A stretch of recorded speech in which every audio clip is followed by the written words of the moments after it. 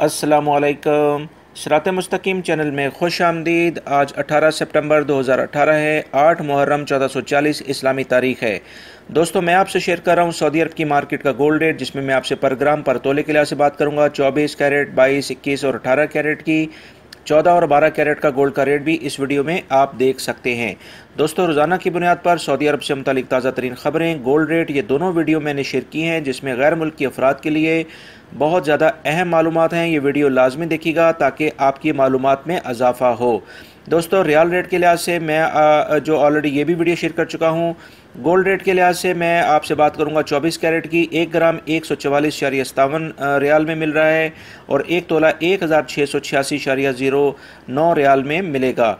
22 carat 132.52 riyal का मिलेगा। 1 ग्राम 1545.58 रियाल में 1 तोला मिलेगा।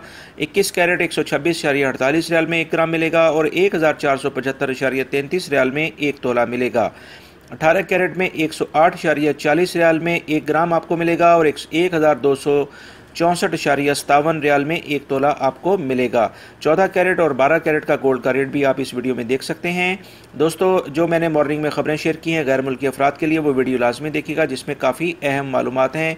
मेरे चैनल को सब्सक्राइब करके बेल बटन लाजमी प्रेस कर लीजिएगा ताकि जैसे मैं कोई वीडियो अपलोड करूँ फौरी तौर पर आपको मिल सके। अपना बहुत सारा ख्याल रखिएगा। अस्सलामु अलैकुम।